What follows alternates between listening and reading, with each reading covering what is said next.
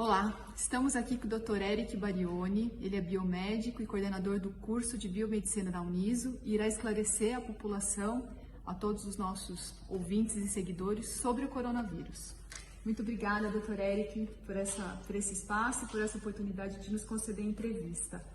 Eu agradeço, Marina, é um prazer falar para vocês. Eu não sou especialista em vírus ou viroses, a minha área de atuação é a toxicologia, mas enquanto biomédico, profissional da saúde, profissional da educação, é nosso dever explicar para a população e para os outros profissionais informações que ao longo dos dias a gente vem obtendo sobre esse novo tipo de coronavírus. Certo.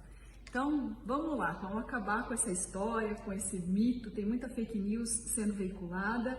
E aí, afinal, doutor, o que é esse coronavírus? Quais são os riscos em potencial que ele traz, para nós? Na verdade, assim, o coronavírus, ele não é nenhuma novidade. Diferentes tipos de coronavírus são conhecidos, já existem relatos científicos desde o ano de 1937, e alguns tipos de coronavírus frequentemente causam infecções respiratórias em humanos. Outros estão distribuídos em reservatórios animais, como no caso os morcegos, gatos selvagens e etc. Que também transmite para os humanos. Que também pode transmitir para os humanos, caso esse vírus venha sofrer uma mutação. Certo. E passar não somente a infectar esse tipo animal, mas também um animal humano.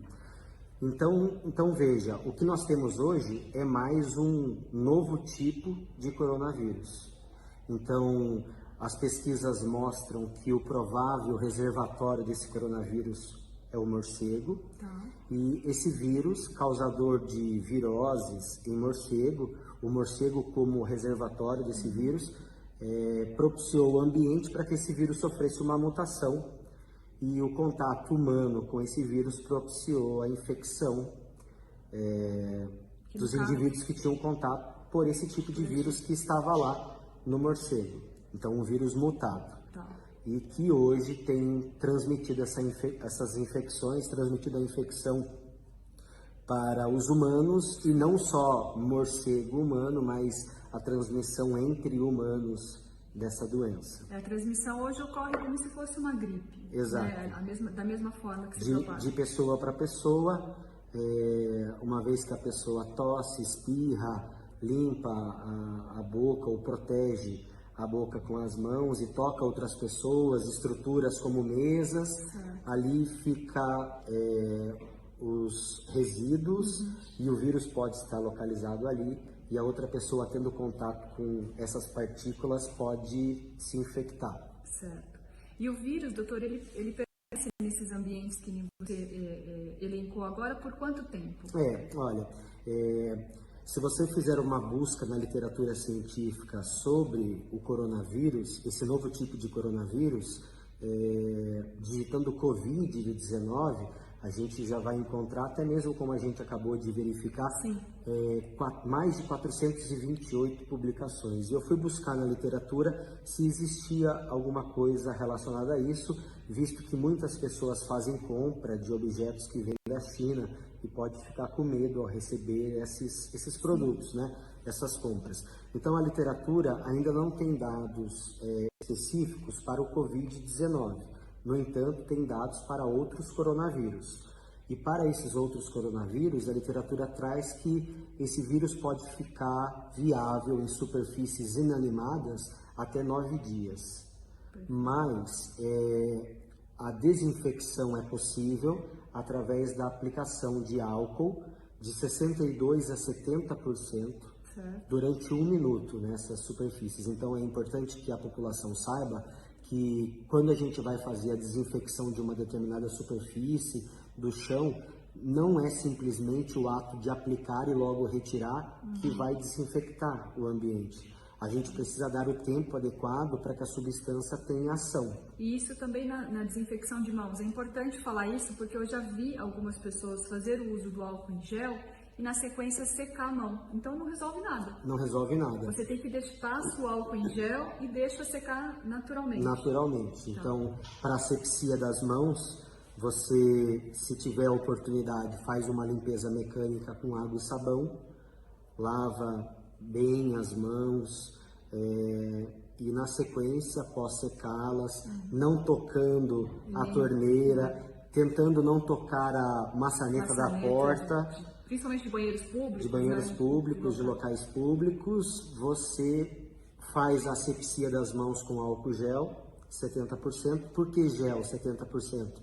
Porque ele vai proteger a mão do ressecamento que o etanol causa. E mesmo tem alguns que ainda causa ressecamento, exato. se não tiver hidratante. Né? E se você utiliza o etanol 70% não em gel, que às vezes, na maioria das vezes contém um hidratante para proteger a mão, você pode, com o ressecamento das mãos, gerar algumas fissuras. Sim. E isso favorecer o desenvolvimento a transmissão de outras doenças, né? De infecções, de outras infecções. Então é ideal que a pessoa, ao utilizar o gel, conforme você comentou, deixe secar naturalmente e siga as suas atividades. Certo. Que eu acho que é importante também a gente falar, porque está se falando muito aqui em Sorocaba, a notícia recém-divulgada que foi descartado os 2 casos suspeitos, mas ainda que nós, né, a população, não tenha o acesso para viagens no exterior, porque está muito, né, fora do Brasil, eu posso ser contaminado. Acho que é importante a gente falar isso, né? Se tiver, no caso, o vírus circulando na cidade, não é isso, doutor? Na verdade, houve o relato de 4 casos suspeitos pela mídia sorocabana. A prefeitura rebateu, citando que eram somente 2 casos suspeitos, e esses 2 casos suspeitos já foram descartados. Então, conforme você citou, hoje nós não temos casos suspeitos em Sorocaba, então não temos provavelmente o coronavírus, o novo tipo, o Covid-19, esse vírus circulando. Dados da Organização Mundial da Saúde das últimas 24 horas. Certo. Então, considerando a data que esse vídeo está publicado para vocês, sim. Atualmente, agora nós temos 88.948 casos no mundo. Isso é considerado pandemia já? Isso a OMS considerou ou ainda não? É considerado uma epidemia. Uma epidemia. E na medida que ele vem cada vez mais sendo distribuído ao longo dos países, hoje nós temos esse vírus distribuídos em aproximadamente 64 países. Entendi. Então, à medida que esses números aumentarem, à medida que o número de países aumentar e esses números de contaminados nos países aumentar, isso certamente será uma pandemia. Exatamente. Tá. Então, na China hoje, são 80.174 casos e 2.915 mortes. Então, assim, o local mais importante com relação a essa epidemia continua sendo a China. Fora da China, nós temos 8.774 casos. É interessante relatar que nas últimas 24 horas nós tivemos 1.598 casos fora da China.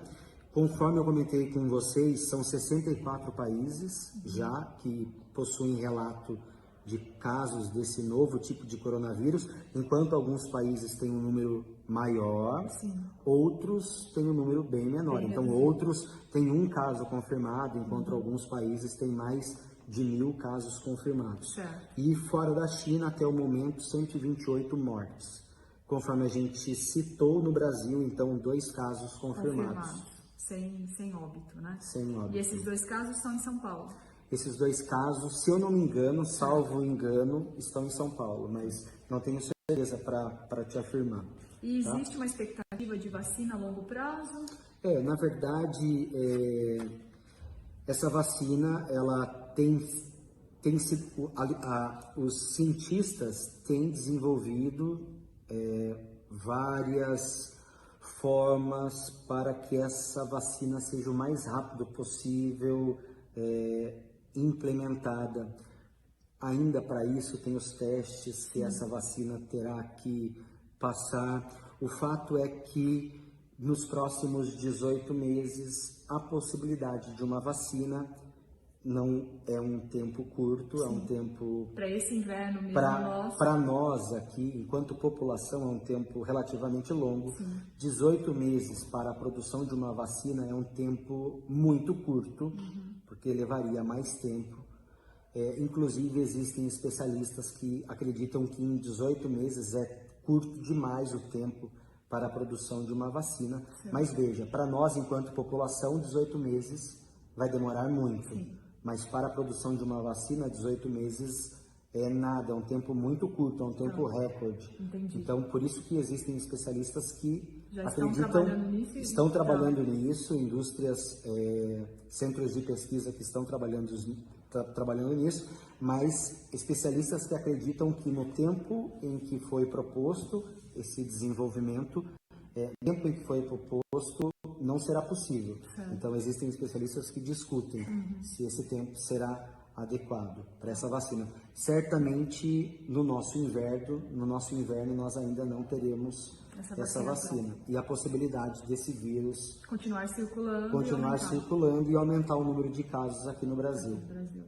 E o Ministério, assim, ele vem orientando principalmente sobre as medidas de higiene, né? Mas já existem protocolos do que pode ser feito com relação ao paciente, que é a busca unidade de urgência, né? Nesse sentido da profilaxia para evitar novos contágios. Na verdade, existem classificações para os casos. Então, caso o indivíduo que seja acolhido pela unidade de emergência seja classificado em um possível caso de coronavírus, uma suspeita, o fluxo é que ele seja direcionado para uma sala onde ele fique isolado. É mais ou menos o mesmo protocolo do H1, acredito? Acreditamos que sim. Que ele seja isolado e que ele siga para o serviço de referência para que ele faça a coleta dos materiais biológicos e que, se for preciso tratamento de sinais e sintomas, ele seja tratado, seja encaminhado para casa e a orientação é comer bem, se hidratar, evitar sair, repousar. E os sintomas quais são, doutor? Os sintomas são característicos de um resfriado. Então, pode haver febre, tosse, dor no corpo, né, com dor articular e dor muscular. Então, o espectro ele varia desde casos assintomáticos e de casos benignos, com sinais e sintomas mais brandos, e a maioria deles são... Como uma gripe mais leve. Exato, e que pode evoluir para casos mais graves, então com pneumonia, com dificuldade respiratória, importante. Eu li alguma coisa também, que há casos que tem uma fibrose pulmonar, né? Que daí quando já chega nesse estágio... Na verdade, assim, os pacientes com doença crônica, então os pacientes que já têm enfisema, com DPOC, esses pacientes estão mais suscetíveis ao desenvolvimento de quadros mais graves. Fumante também? Fumante também. E o que a gente tem que observar é que, assim, o número menor de casos evolui negativamente, evolui para um prognóstico ruim para o paciente e ele pode evoluir com problemas que envolvam o coração, ele pode evoluir com problemas que envolvam infecções secundárias à infecção que ele está tendo por aquele vírus naquele momento. Então, pode ter evoluções negativas para o paciente, mas o número de casos que evoluem para complicações como pneumonia, etc., são reduzidos. A maioria dos casos são benignos, como um resfriado, uma gripe, e casos assintomáticos, tratamento sintomático. Mas assim, nossa, muito obrigada pela sua participação, mas é importante a gente falar o quê? Não é porque eu não vou para a China que eu não posso estar pegando, né? Acho que as medidas, principalmente de conscientização da população, que eu acho que isso que é o mais difícil a gente conseguir, esses cuidados que você falou, se alimentar bem, tomar bastante água e fazer o uso, né, de água e sabão, e se não puder, do álcool em gel, né? Também é bastante importante esclarecer que na iminência de tosse, febre, dor no corpo, o ideal é fazer isso que você falou. Então. Repouso, hidratação, alimentação. Certo. Se está tratando a febre, né, e essa febre não melhora, ela é uma febre importante, persistente, aí vale a pena procurar o serviço de emergência, de urgência e emergência. Caso contrário, sinais de resfriado, gripe comum, não precisa se desesperar e ir para a unidade de atendimento. Fique em casa, evita sair para evitar contaminar outras pessoas e monitora. O quadro está piorando, procura o serviço. Tá certo. Então a gente estava aqui no RMS Podcast News conversando com o Dr. Eric Barioni. Doutor, muito obrigada mais uma vez.